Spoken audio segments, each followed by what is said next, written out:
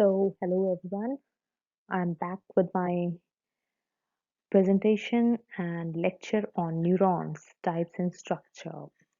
So, I'll be discussing the types of neurons first, and then we'll go on to structures and function of neurons. Well, we have basically two types of neurons. First of all, let's cover what is a neuron. Neuron are those cells that make up the brain and the nervous system. They're very fundamental units that send and receive signals, and they allow us to move our muscles, feel the external world, think, form memories, and much, much, much more. Just like the basic unit of our body is cell, the basic unit of our nervous system is neuron. Nervous system consists of two types of cells, neurons and glia.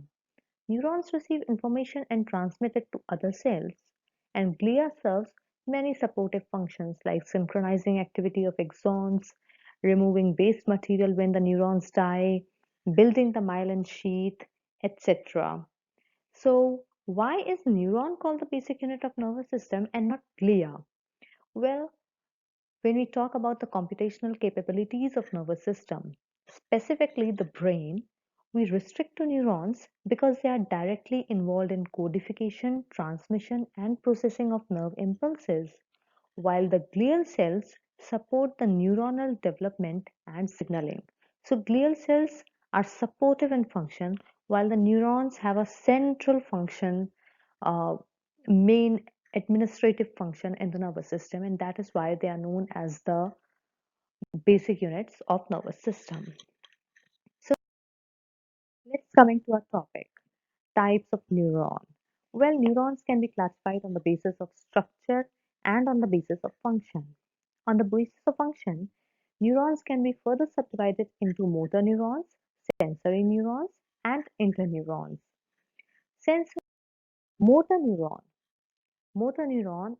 The cell body of the motor neuron is located in motor cortex, brainstem, or the spinal cord, and the axon projects to the spinal cord or the other organs from where it is getting the messages from or where it needs to send the messages to, the muscles or glands. So while sensory neuron gets the messages from environment to brain or spinal cord, the motor neurons send back the feedback from the brain or spinal cord to the senses, to the sensory organs, muscles, or glands. So we have two types of motor neurons. Sorry, it's not two types. The motor neuron is divided into two parts, the upper motor neuron and the lower motor neuron. The upper motor neuron is the one which carries the signals to and fro from brain and spinal cord, while the lower motor neuron carries the signal to and fro between spinal cord and the muscles or organs or glands. Neuron. Interneurons are the ones in between. They connect the motor and sensory neurons as well as transfer signals between the sensory and motor neurons. So they communicate with each other, forming circuits of various complexity. Now we move to the structural classification of neurons. Structurally, the neurons can be divided into unipolar, bipolar, multipolar, and pseudo-unipolar. Well, unipolar, we do not find this in vertebrates. It just has a one extension away from the soma. That's it. But it is not found in human beings. So bipolar neurons have two processes that extend in opposite directions from the cell body. There's one axon and one dendrite, and these can be found in our eyes, the retinal bipolar cells. Basically, the photoreceptor cells receive the signal, take it to retinal bipolar cells, from where the signals from the environment go to ganglion cells and finally to the brain. Then we have multipolar neurons. Multipolar neurons, well, most of the motor neurons and interneurons are of this come under this category of multipolar neurons. They have one axon and multiple dendrites, and this is basically shown in all your books, just like it is. And then we come to pseudo-unipolar neurons. Well, there is single unipolar, it's a combination of both the bipolar and unipolar. Here, there's a single structure that is in a unipolar style that extends from soma, and later that structure bifurcates into two distinct structures and becomes bipolar. So most of the sensory neurons are pseudo-unipolar. So this is the types of neurons that we have in our body. Coming to the structure of neuron. Well, the basic structure of neuron can be divided into three parts. I'll say four, but let's take it to three. The cell body, the dendrites, and an axon. So the cell body first. The cell body or the soma, it is the factory of the neuron.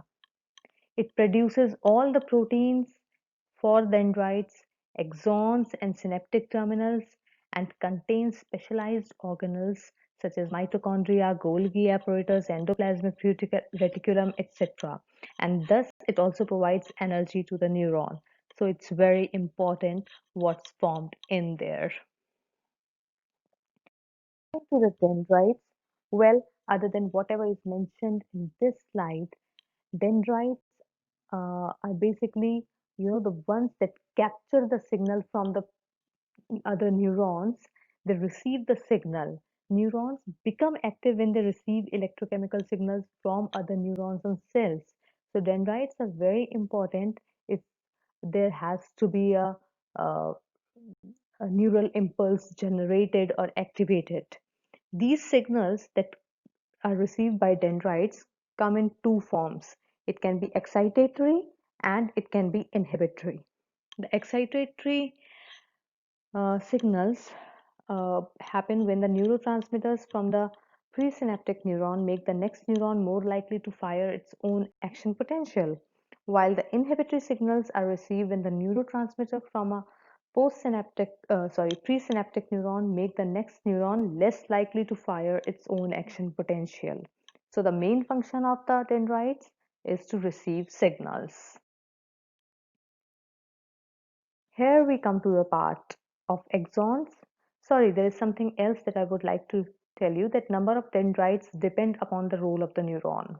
Example, Purkinje cells in cerebellum are highly developed and thus they have dendritic trees that allows them to receive thousands of signals. And in some cells, axons might not be present and hence the transmission is also to be done by the dendrites. Okay, so now we come to axon. Well, axons are very long processes specialized for the conduction of action potential away from the neuronal cell body.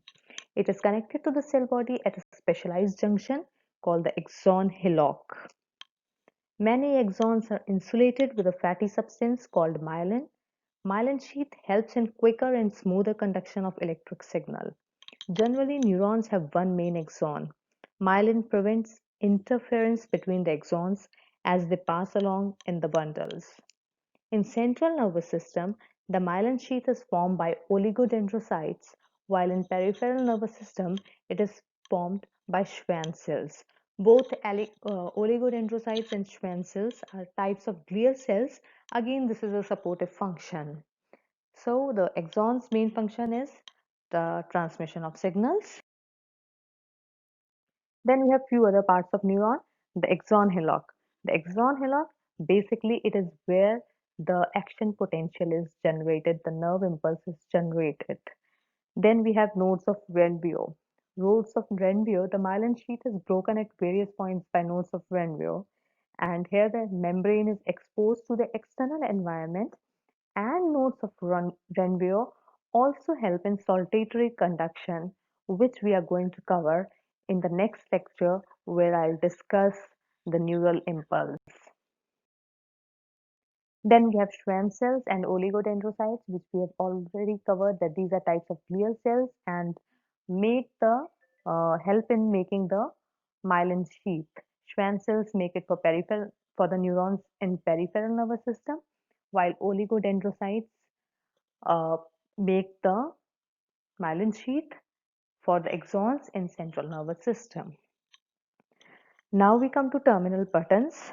Terminal buttons are specialized area at the end of the axon that contain neurotransmitters enclosed in small membrane-bound spheres called synaptic vesicles.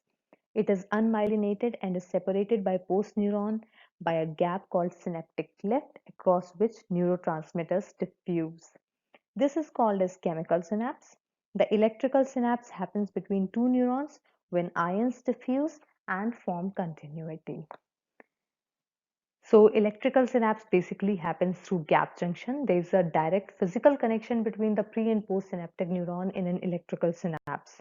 This connection takes form of a protein channel called gap junction, while the chemical synapse happens via synaptic cleft or the gap between two neurons.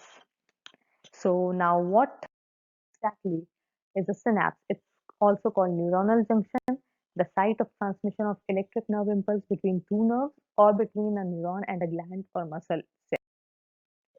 And before we say thank you, I'll just say that the function of neuron is reception, interpretation, and transmission of signals, and also coordination and integration of activities of various body parts.